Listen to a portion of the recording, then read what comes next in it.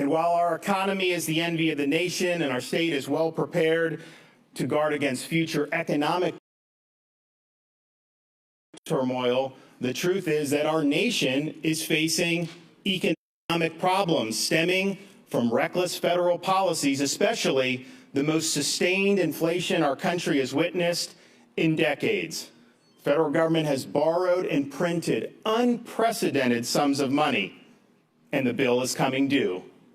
Inflation is an invisible tax on Floridians. It represents a pay cut for individuals and for families alike.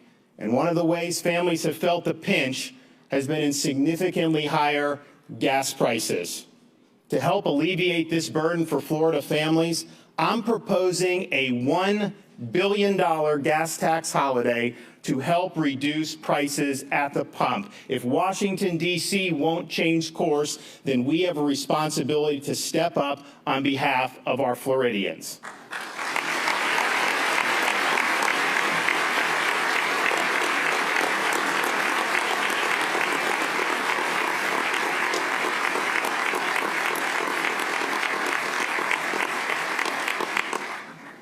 Education represents a major pillar of Florida's future, and I'm happy to note that Florida is again ranked number 3 for K-12 achievement in the latest Education Week Quality Counts ratings. We have worked hard to keep schools open, to increase teacher compensation, to promote workforce education, and to protect the rights of parents. In pockets across America, schools are closing once again.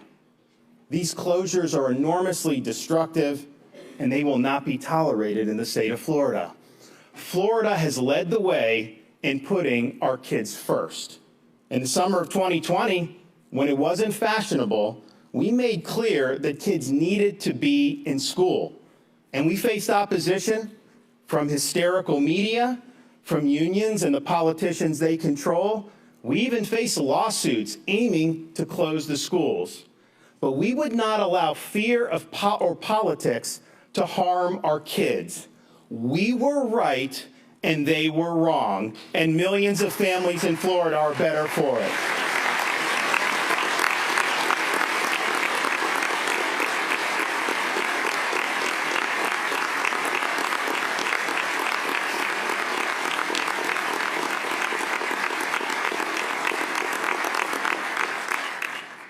While it's important to embrace high academic standards and to measure student achievement, the FSA test is not the best way to do it.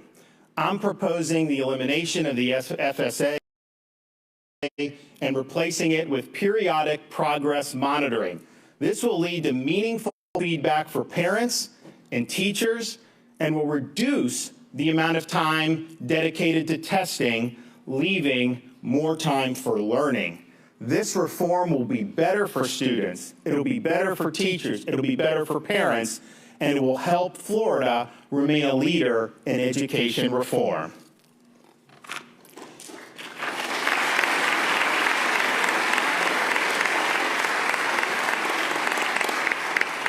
Over the past 2 years, we've increased the average minimum salary for school teachers by more than $6,000.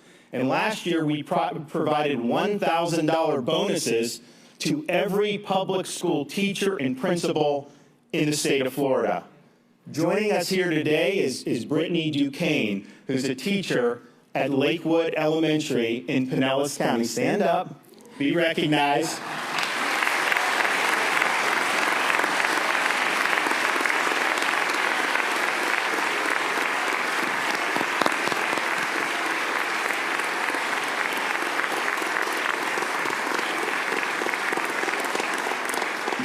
Now, she has benefited from the bonus and the salary increases that we have worked to provide, and the experience at Lakewood Elementary shows why this is important. Brittany and her colleagues took the school from an F grade in 2019 to an A grade in 2021.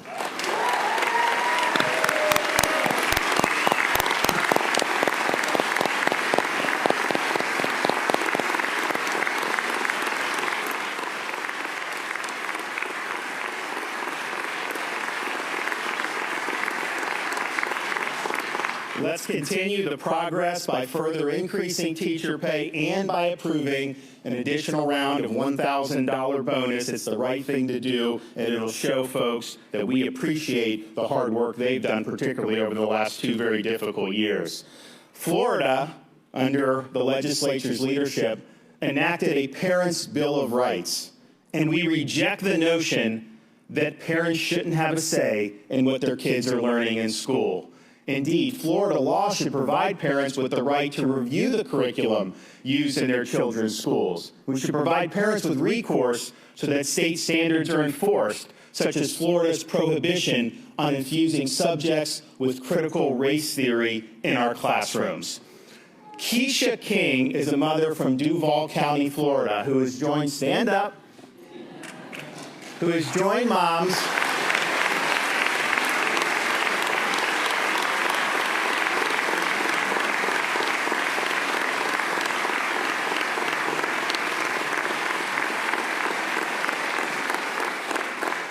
Keisha has joined moms all across Florida and even America to speak out against divisive ideologies like CRT. These moms are standing up for a principle that is the policy of the state of Florida. Our tax dollars should not be used to teach kids to hate our country or to hate each other.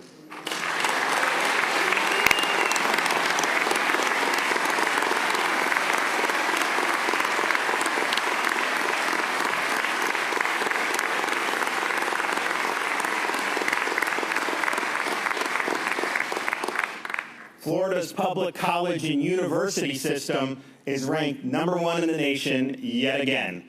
Higher education must remain affordable for Florida families. I will not support any tuition increases at Florida's colleges and universities, and I oppose cutting Bright Future scholarships, which have benefited many Florida families over the years.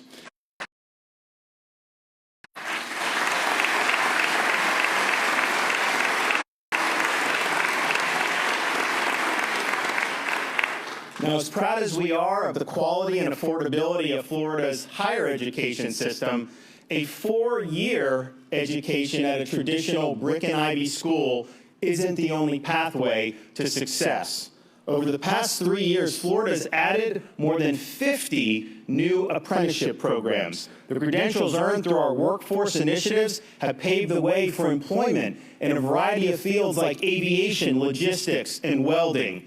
These are as valuable and as honorable endeavors as attending august universities, and they deserve our full support.